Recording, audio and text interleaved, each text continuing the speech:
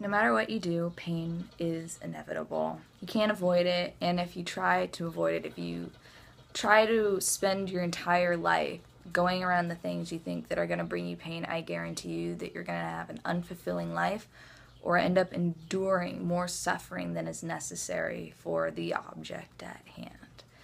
So, if you knew what you had to experience, most people would probably try to avoid it. And that's why life's a mystery and you don't know what's going to happen. And the pain that comes, you just accept as part of the lesson, as part of the journey. It's like paying a toll on the toll road. But if you hold on to that pain longer than is necessary, if you keep it where it doesn't belong and you kind of grasp it longer than you should, like marks in your hand, this pain causes suffering. And that suffering is voluntary because you could choose to let it go, you're just not. And so any negative experience of pain that you have because of suffering is at no fault but your own. And that's hard for people to accept because people don't want to think that they're causing their own pain. Like, the world is doing this to you. You're not doing this to you, right? But truth is, we do a lot of things to ourselves that the world doesn't. A lot of the pain experienced is brought on by the illusion of aspects our society created that don't exist in any other realm but ours. So when you take this pain and you keep it inside of you, it breaks you down and it causes you to feel ways that you shouldn't, and it hurts and it tears and it throbs and it aches, and people cut themselves, and they get suicidal thoughts and they get depressed, and some people go to drugs using heroin and cocaine and morphine and Vicodin and all sorts of other pills they can just to dole away this feeling inside that hurts and continues. But there's another way.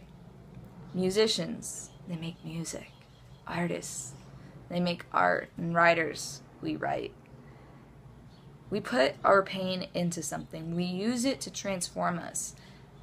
Our passion, our art, is our cocoon of transformation. From a caterpillar to a butterfly, pain brings people into something they can be that's better than they were before. But they have to choose it because it can break you apart too. It can tear you down to the most fundamental aspect, but that doesn't mean you can't rise again like a phoenix into something new and beautiful. It'll just take a lot more work and a lot more effort, and that's the thing that people don't want to put in is time, effort, and energy.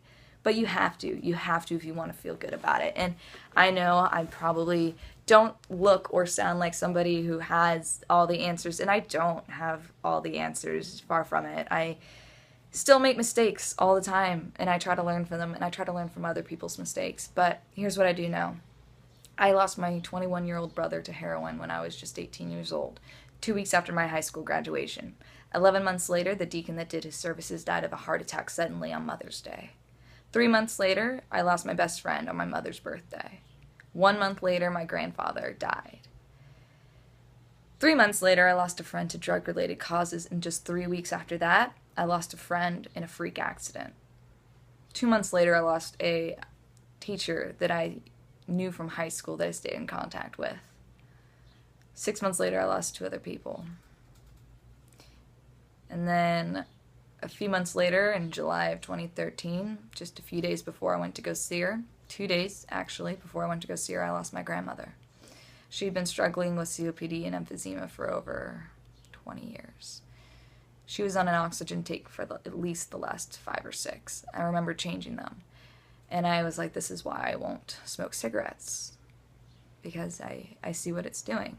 It's also why I don't do recreational drugs, though some of my friends continue to. And I've already voiced my concern and they know it. But you can't stop people from doing what they want. You can only be there to support them and to encourage them in the right direction and to be there for them when they realize that they need your help or when you need theirs. Because that's what we can do as people. We can only support each other. We can't force each other to do things that we don't feel we're meant to. You can't save everybody. I tried as hard as I could to save my brother. I got him into therapy, I helped talk him into going to rehab and sober living, and he relapsed, and it happens. Everybody has their weaknesses, and I don't blame him for that. It's not his fault. It's not my fault. It's not anybody's fault. It happens. And I understand through drug chemistry why an overdose is more likely after somebody goes to rehab. Your tolerance gets built up so much by being a drug user that a normal dose after going to rehab is actually an overdose because your body has a lower tolerance. So even if he took a smaller dose than normally, he still could have accidentally overdosed as he did because his tolerance would have depleted from going to, rehab and then the sober living. So it's kind of like when you decide to get clean from drugs, you have to make the full commitment or bad things can happen. But again, I don't blame anybody for that. I'm at peace with everything. I've lost a lot of people, and I'm not sad that, oh my gosh, these people are gone in that sense. I'm sad, yes, that they aren't here anymore, but I'm grateful. I'm so grateful. I'm more grateful than I am sad that they were in my life at all. Like, what a blessing to have experienced these people and to have them experienced me, and I think about that when I get sad. I'm like, at least they were here. And it's the same thing when I don't get what I want, then I'm just trying to imagine how I might be getting what I need instead. And that's a way better thing. I'd rather get what I need than what I want. Because if I get what I want, it might not be what I need. But what I need can become what I want. And it's learning just to make the best of everything instead of trying to have the best of everything. And that's, one of those quotes that gets thrown around there, cliche-like. But in this context, I think it has meaning. So learn to put your pain into something. Use your passion to transform yourself. Pain is unavoidable. Suffering is voluntary. Don't let yourself suffer. Put your pain into something and learn to feel alive again. Learn to love the world that you live in. Learn to just love who you are. Life's better that way. Trust me.